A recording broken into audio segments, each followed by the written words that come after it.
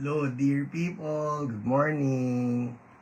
It's Wednesday morning here in Quezon City, Manila, the Philippines.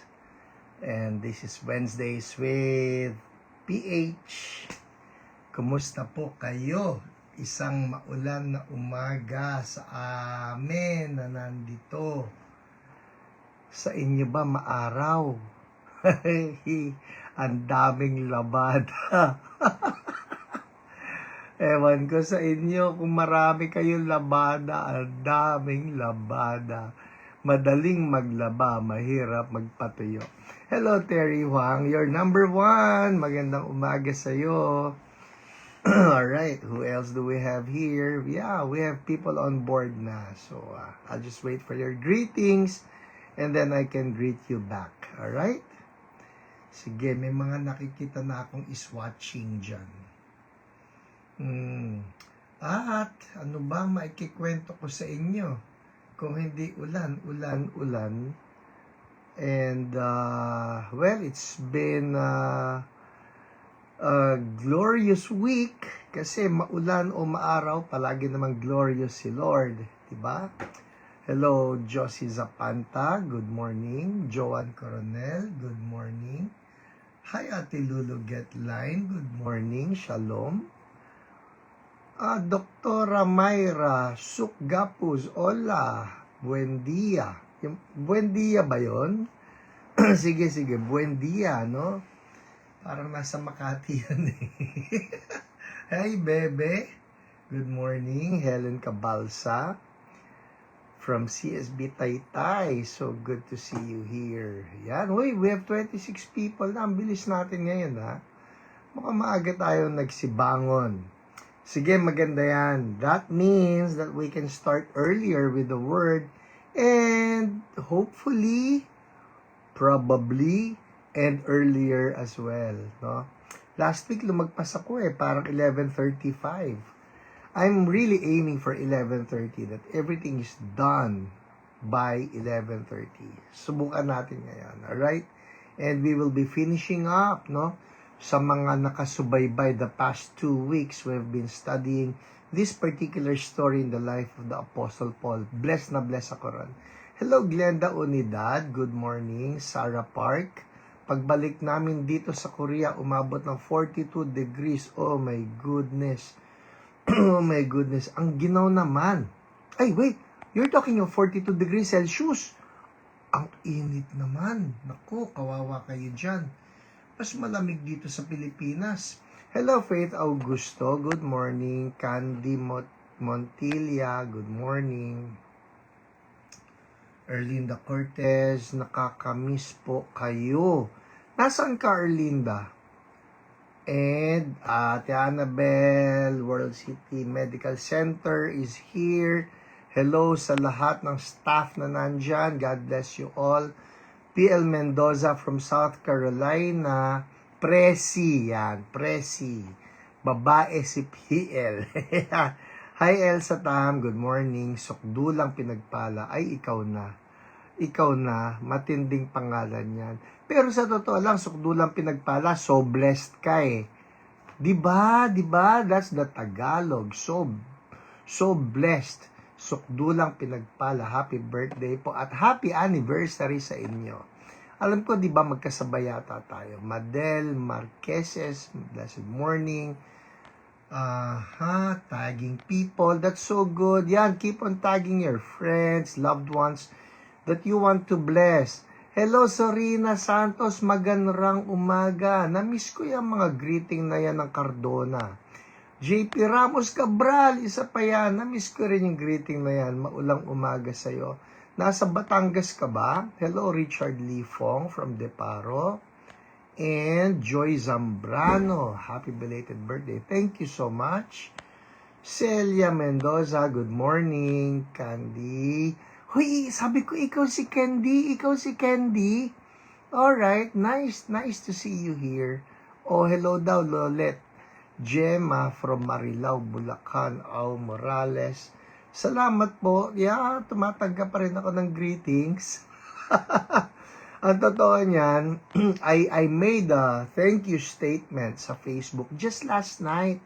Kasi nga, ang dami pang humahabol. Ayoko naman na nakapag-thank you na ako, yun pala may hahabol. And sure enough, humabol pa rin ang marami. So, thank you so much po. At damang-dama ko ang inyong pagmamahal, ang inyong mga pagpapala. Hello, Arlene Ilagan Go. God bless everyone. Happy birthday po, PH. And for those asking, I am now 59. Officially, 1 year before I turn senior. Almost there, almost there. Excited na ako. Gusto ko na magka-discount. Gusto ko nang mauna sa pila. Gusto ko nang malibre sa CR ng mga malls. May bayad pero pagka nakita nila senior ka, oh, you're free. At, hoy, libre sine ha. Makakapanood na kami ni Ate Lolet ng Spider-Man. Next year pa, hintay-hintay hanggang sa malibre. Hi Vicky Arguelles, hi Ate Rene Leaño, hi Ate Luz Baloy, good morning to you all. Rhea, good morning. And Rita Nugid, good morning. Gandang maulang lakas ng blessings po ng umaga. Woo! Ha-ha! Parang, woo! Ha-ha! Amor ko. Yes! Kandi, taga saan ka na ngayon? Where are you based? Nice to see you here. Dapat gawin mo ito. Make it a Wednesday morning habit, no? Tuwing Wednesday yan, makita tayo rito. Hi, Lian Presas Galang. Good morning to you there in Abu Dhabi, UAE. And hi po, Pastor, pinagpalang umaga from Pastor June, Light Church, San Simon. Saan ang San Simon? Is that Pampanga? Is that Pangasinan? Sorry ha. Uy, watching from Skyway, eyes on the road. Sino nagda-drive? Sino nagda-drive, Arlene? JP, yes, sa Batangas. Almost a week na. Kami more than a week na. Kaya nga gabundok yung laundry. Hi, Kuya Manny Abzede. Good morning. And who else? Dito po umaabot ng 42 degrees. Oh my goodness. I can only imagine. Yan naman ang pinagpasalamat ko sa ating summer. Hindi naman ganyan. Pero, meron yung feeling. Di ba? Yung sinasabi nila yung feels like. I think we are reaching that also. Yung 42 feels like. Agnes Arwego, Taytay, hello po. Jessie Luefenio, belated happy birthday. Thank you so much. June, Bendanya, happy. Thank you pa rin. Vicky, watching from Santo Tomas City. Saan po ang Santo Tomas City? Is that Batangas? And Ruth Salome Magpayo. Oh, I'm about to be 59. Well, happy advanced. Happy birthday to you, Attorney Ruth Salome Magpayo. Yan po ang aming class valedictorian nung high school. It's an honor to have you watch. Sarah Park, wow, hindi po halata para Terdujo. Nadali, parang hindi ko mabasa yan, nabibilaukan ako. Alright, Nora Aida Santero. Happy birthday po, more to come. Thank you so much. Ana Santos morning.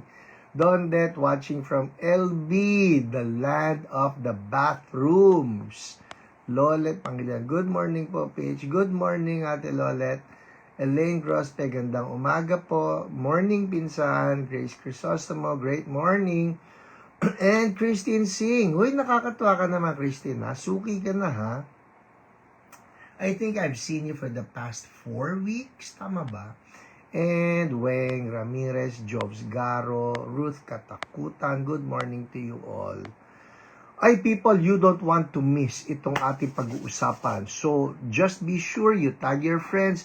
This is the conclusion of what we have been studying for the past couple of weeks. Alright?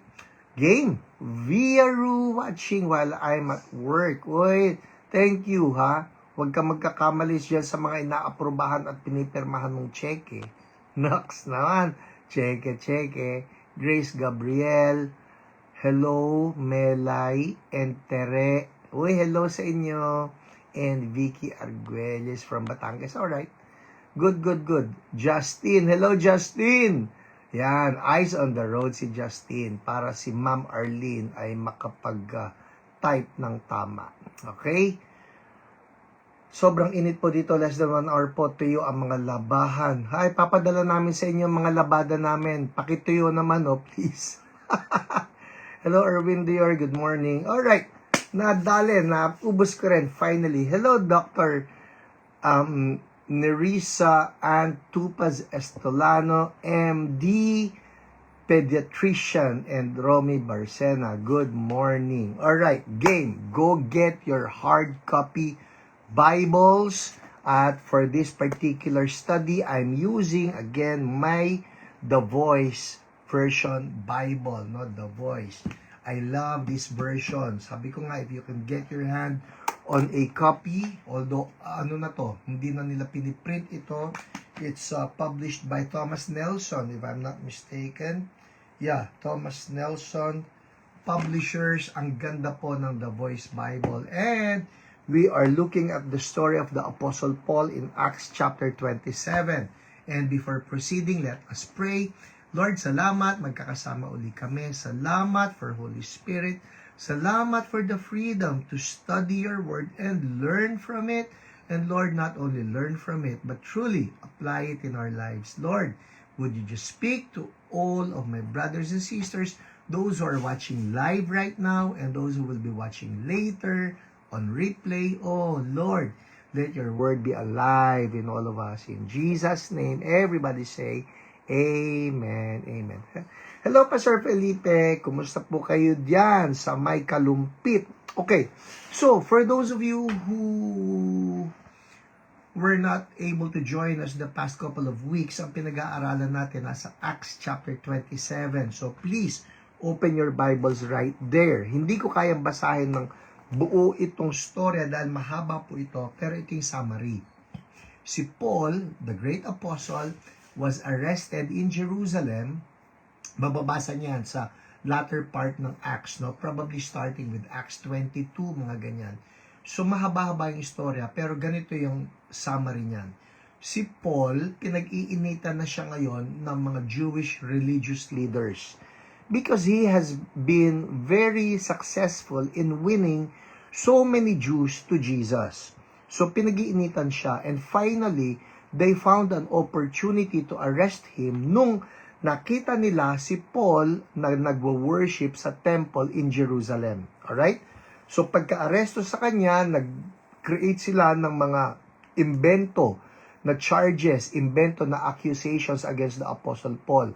Na kesyo sinisiraan daw niya yung temple, sinisiraan niya yung law, telling the people not to obey the law or the commandments. Sinisiraan niya si Moses. Kumbaga, they were not true, of course. They were just false allegations para lang sa ganun, mapigilan nila si Paul and ultimately mapatay nila si Paul. Because you will find that out, no? Na maya nagmi-meeting itong mga Jewish religious leaders, paano natin mapapatay si Paul? Imagine that, no? We're talking here of the spirit of religion. Ano yung spirit of religion? Ganito po, people, understand me, alright? Religion per se, the Bible says, there is a true religion or a pure religion. What is pure religion? Pure religion is when you take care of the widows, you take care of the orphans, meaning to say, lumalabas yung genuine love of God from your heart to your fellow men. Okay yun. But there is a spirit of religion which disguises itself na kala mo banal, pero ang totoo, kills. It kills. And I'm telling you right now, it is very real na in the name of religion, people get to kill. Samantala ang heart ni God, naalala nyo, the two greatest commandments that Jesus was telling His followers, what are the two greatest commandments? Love God, love people. Love God, love people. Yung love people nga ni Jesus, it is so much that you're even willing to lay down your life for your enemies, di ba? You love your enemies, you bless those who persecute you. Ibang-iba po ang spirit of religion. So anyway, so si Paul finally na-aresto nila at pagkatapos gusto nilang dalhin sa mga court pero puros mga made-up allegations. So finally, the Apostle Paul, he says, all right, I feel like I'm not going to get a fair hearing here. I appeal to Caesar. All right? Yun po yun. I appeal to Caesar. Which is to say, dalhin siya sa Rome kasi nasa Rome si Caesar, the emperor. All right? I appeal to Caesar. So, on his way to Rome, ito na yung pinag-uusapan natin, on his way to Rome, nakasakay sila sa barko. At itong barko na ito, the story goes that it was in the midst of a terrible storm. 14 days to be exact. 14 days. Kaya yung mga nagre-reklamo sa atin na tagal-tagal naman itong ulan, hindi ako makapaglaba, hindi ako makapagpatuyo ng labada. Huwag na kayong magreklamo. Sila Paul, nasa gitna ng dagat, hinahampas ng malalakas na alon. And the threat of them getting shipwrecked, the threat of them getting killed or drowning was very real. Alright? Kaya ang pinag-uusapan natin the past couple of weeks ay how God encourages us in our storms. Alright? So itong storms na ito, you can take it literally, you can take it figuratively, na may mga storms sa buhay natin. So a very quick summary. Ito na naman ako sa summary. Sana mabilis. Alright? Very quick summary. Isulat na lang ninyo ang title na pinag-aaralan natin, How God Encourages Us in Our Storms. Siguro may pinagdaanan kayo na storm the past couple of days. Siguro may pinagdaraanan pa kayo the past years even. But how does God encourage us? Alright? So, number one, mabilis lang ito. Hindi na ako mag-explain. If you want further facts or info, balikan na lang ninyo yung nakalipas na 2 linggo. Alright? Number one, ang sabi rito, nung nasa gitna sila ng bagyo, nasa barko na delikado lumubog, sabi sa verse 23 from the Voice Bible. Alright? Sabi ni Apostle Paul, the God I belong to, the God I worship, sent a heavenly messenger to me this night. And there we get number one. How does God encourage us? Number one, God sends His angels. Alright? So sa kalagitnaan ng mga bagyo natin, whether we are aware of it or not, I want you to know God is sending His angels to help us, minister to us. Totoo po ang mga angels. Marami sa atin dito, probably you have your own stories kung paano tumulong ang angel sa inyo. Hindi ninyo namalayan. Paano ko nalusutan yon? It could be that God sent His angel to help you. Number 2. Alright? Ang sabi rito sa verse 24. He said, do not be afraid, Paul. I'm not finished with you yet. You are going to stand before the emperor. Uy, huwag kang magluloko. Yung ilaw ko mapupundi. Alright. Sabi rito, sabi ni Lord sa kanya, you are going to stand before the emperor. You can be certain that God has granted safety to you and all your companions. Number 2, how does God encourage us? God reminds us of our purpose. So sinasabi, Lord, hindi ka mamamatay, Paul. May purpose ka pa eh. And I've been telling you the past couple of weeks, as long as you are doing your purpose in the Lord, as long as you're fulfilling your purpose in the Lord, you're safe. You're safe. Sabi ko nga, at dito you can quote me. Akin po ito ha. Akin to. Pag i-quote niyo, lagay niyo pangalan ko. Joke only. Pero ito nakasulat kasi sa journal ko. See, I have my journal right here. I want to show you. I have my journal right here. And these are my notes. Alright? These are my notes. Sinulat ko rito. Your purpose keeps you safe. I love that. Your purpose keeps you safe. As long as you're in the center of God's purpose for your life, you're safe. Si Daniel may purpose pa. Kaya maski nasa gitna siya ng lions, hindi siya pwedeng galawin. Yun. Si Moses, may purpose pa. He has to save God's people in that Exodus. So, maski nasa gitna siya ng dagat, hindi siya pwede malunod. Why? Your purpose keeps you safe. So, make sure you are in the center of your purpose. The Lord, itong purpose ko, I'm safe. Alright? Number 3. You're getting this? Mag-jot down notes kayo, ha? Jot down notes. So, what's number 1? God sends His angels. Number 2, God reminds us of our purpose. Alright? Anong purpose mo? Number 3, andar tayo. So, verse 27 hanggang 32. 27 hanggang 32. So, the story goes, may iba na mga nakasakay doon sa barko, particularly the sailors, gustong lumundag. Kasi ang kanila, baka ma-shipwreck ito. Pag na-shipwreck ito, patay tayo. Sabi ni Paul, walang aalis.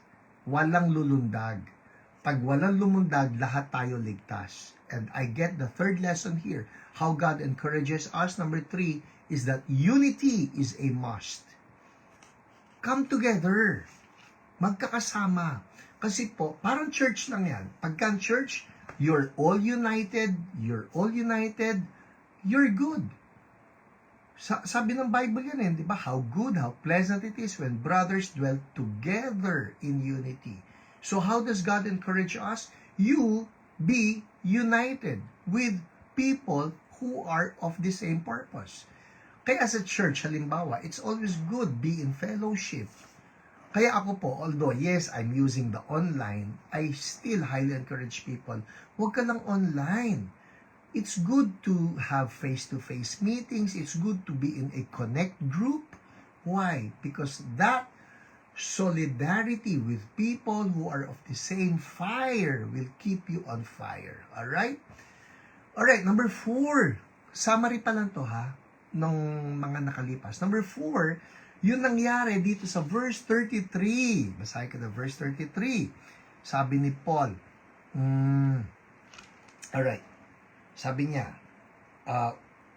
just before dawn, Paul again gathers everyone on the ship, all 276 of us. Ang dami pala nila, no? All 276 of us. He urges everyone to eat and encourages us not to lose hope. Number 4. Importante to, eat. Kala nyo, napaka-spiritual, no? Eat. Eating is important, people. It's very important. Sabi niya rito, listen men, we've all been under incredible stress for 14 days. You haven't eaten anything during this whole time. I urge you to take some food now because it will help you survive what we're about to face. So eating, have communion with other believers, eating. Minsan, inisip natin, spiritual lahat ito, baka under attack ako, baka demonyo, baka naman tiyan mo namumroblema, baka naman naglo-low ka na sa sugar, nalulungkot ka na. Ay, nakikita ko si Via. Si Via po, marathon runner yan. Alright, Via. Hindi pa pwedeng tatakbo ka nun nang wala kang mga gummy bears. Hindi pa pwedeng tumatakbo ka nang wala kang sugar. And this is scriptural, people. Alright, you remember when the prophet Elijah was going through some terrible depression dahil itong si Jezebel wanted to kill him. You remember, pinapunta ni Lord isang angel. There you go again. Isang angel. At yung angel, anong ginawa sa kanya? Sabi, Elijah, get up and eat. Kain siya. Pagkakain niya, tulog na naman siya. Tapos, pagkain ulit, sabi, Elijah, get up and eat. So, kain na naman siya. What's that about? It helps in our spirits even that we get buoyed up by what we eat. Alright? Number 5. Ay, mamaya may kwento ako sa inyo. Tungkol dyan sa eating na yan. Number 5, and we studied this last week. Number 5, how does God encourage us? Strangers are kind to us. Kasi the story goes, so, nandun sila sa barko, hindi ba? Eventually po, yung barkong yan, nasira. Na-shipwreck sila, but God is just so good. as He promised, wala sa inyong mapapahamak. And true enough, lahat sila nakalanding. Napunta doon sa beach, sabi sa chapter 28, nandun na po tayo. Somebody write that down, Acts 28 verse 1. Alright? Yes, may read, kain daw. Importante yan. Chapter 28 verse 1. We quickly learned that we were on the island of Malta. The Maltese people found us and were extraordinarily kind to us. They kindled a bonfire and welcomed us around it, which we greatly appreciated because it was raining and cold. Yun po. How does God encourage us? Nagpapadala siya ng mga strangers. Hindi sila kilala ng mga Maltese people. Ang alam lang ng mga Maltese people, okay, na shipwreck sila, but let's take care of them. And lots of times, God sends people along the way who may not know us, but they're just kind to us. Si Lord po may padala niyan. That is God encouraging you. That's number 5. Strangers are kind to us. Alright? Number 6. Ito, bilisan natin ha. Ano nangyari? So, inalagaan sila ng mga Maltese people, but something happened. Verse 3. Paul was gathering firewood and helping build the fire. A viper had been hiding in some of the wood. And as it tried to escape the heat, it bit Paul on the hand. It sank its fangs in and wouldn't let go. The natives saw it dangling from his hand. This man must be a murderer. He escaped the sea, but now justice has caught up with him. Verse 5. Paul simply shook the snake off into the fire and suffered no harm. Whoa! The natives knew what to expect, rapid swelling followed by death. But when they waited a long time and saw that Paul suffered no ill effects of the bite, they changed their minds and concluded that he was a god. Alright, number 6. How does God encourage us? I call this, write this down. Number 6, supernatural protection is given us. How does God encourage us? Yun bang alam mong merong napakadelikado na pinagdaanan ka, na it can be a matter of life and death, or it is just something impossible for you to get out of, pero God provides supernatural protection for you. That's God. That's God encouraging you. Ako po may mga ganyan na encounters. For some reason, I believe these are demonic attacks, no? Kunyari, magpipreach ako noon sa isang church namin sa Angeles, Pampanga, CSB Angeles.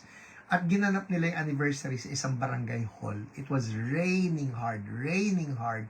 And they put up a stage doon sa barangay hall. Right here would be the pulpit sa harapan ko. Right above the pulpit would be the mercury bulb. Ewan ko kung inabutan pa ninyo yung mga mercury bulb. Parang ngayon puros mga LED light na lang, no? Pero nun, ang laki-laki ng mercury bulb na yan. Now, something about mercury bulbs po, matagal lumiwanag yan. Pinapainit muna yan, tapos pag mainit na tsaka yan magliliwanag ng malakas na liwanag. But it's really burning hot. Alam niyo, something happened. Nakatayo po ako doon sa likod ng pulpito with the mercury bulb right above my head. Sumabog po yun. That could have burnt my scalp. Pwedeng nag-apo yung buhok ko, nasunog yung bumbunan ko.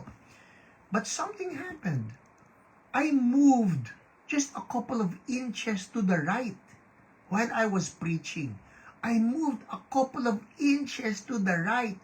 Boom! Yung sabog na yun, sigawan yung mga tao. Wow! Ganyan na sila, para And yet, here I was, and I was so at peace. Hindi ako nadapuan na maski anong bubog ng mercury bulb. Malaki po yung mercury bulb na yun.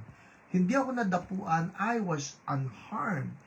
And it was God, as if God was telling me, Hiram, no worries, I'm here, I'm protecting you, just preach the word. Actually, that added to the, sabihin na natin, the amazement of the people that the God that I was talking about is for real. At kayo, makapag-isip rin kayo. Marami kayong ganyang kwento. Paano kayong iningatan ni Lord? That's God encouraging you. Alright? Number 6 yun. Number 7. Bilisan natin. Number 7.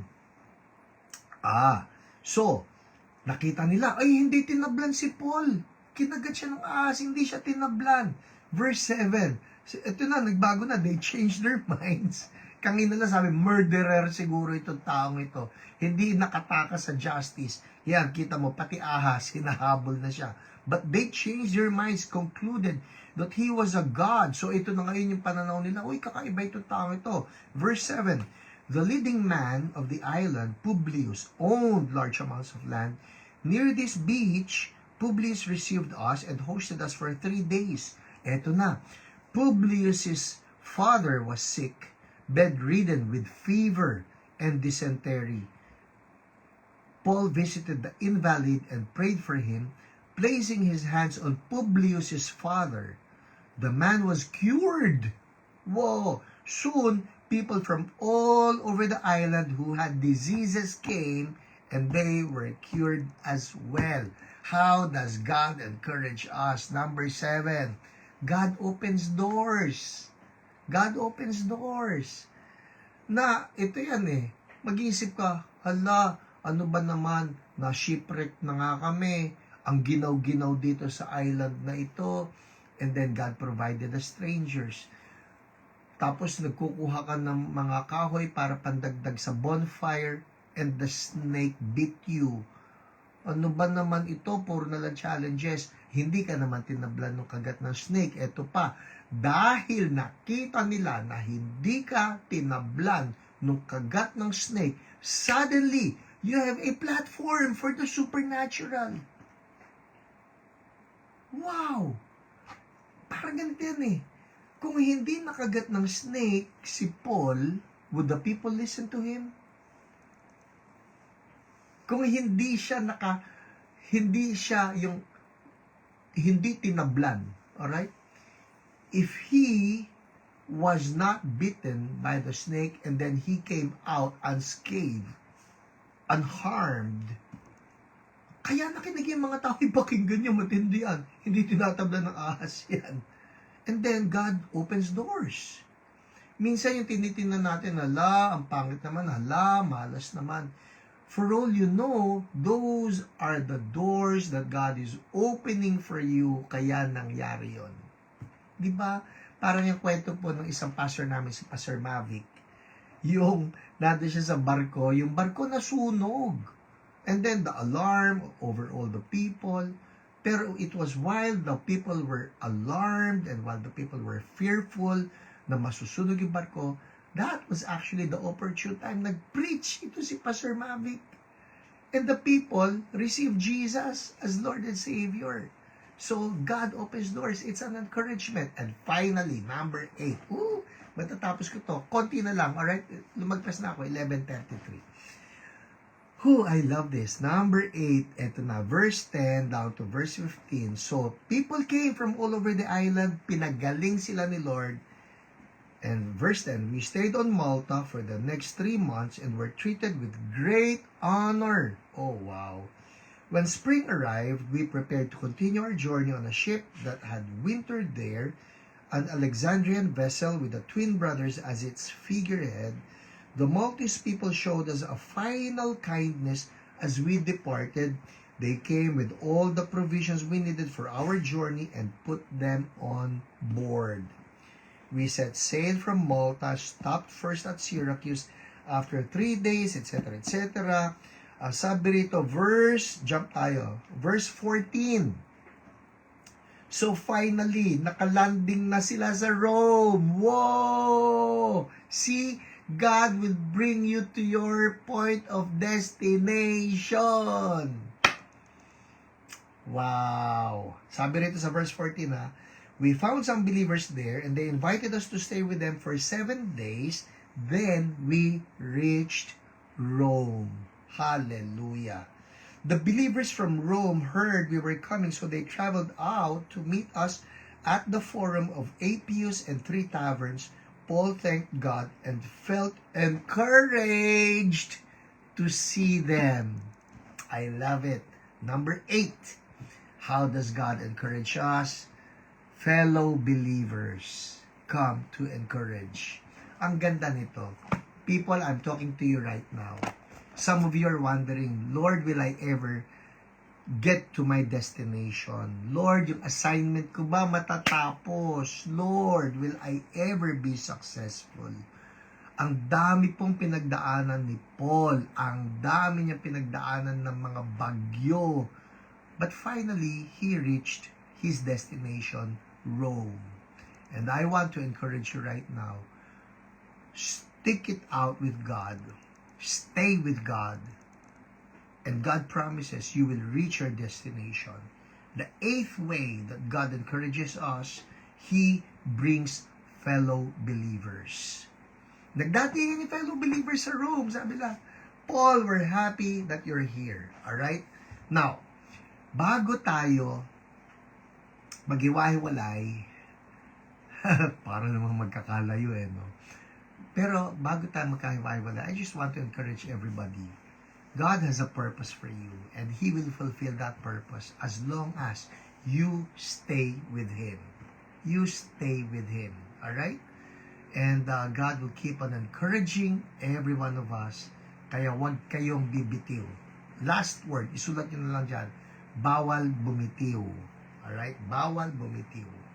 God will make sure you will fulfill your assignment and He will keep on encouraging you. Amen? Alright? So ito pong message nito, if this encouraged you, would you send it to someone? Would you tag someone with this? Because I really feel that God wants to encourage us. Baka may kausap ako ngayon, you feel discouraged, parang gusto mo nang umayaw, huwag. Si Apostle Paul nga, 14 straight days binabagyo yung barko And yet, he still arrived in his destination. Amen? Alright, so pray na tayo. Panginoon, marami po salamat sa bawat isa ko na brother, bawat isa na sister na nanonood ngayon or manonood later. Lord, alam ninyo what storms that we are going through. But right now, I am just declaring our God is more powerful than the storms.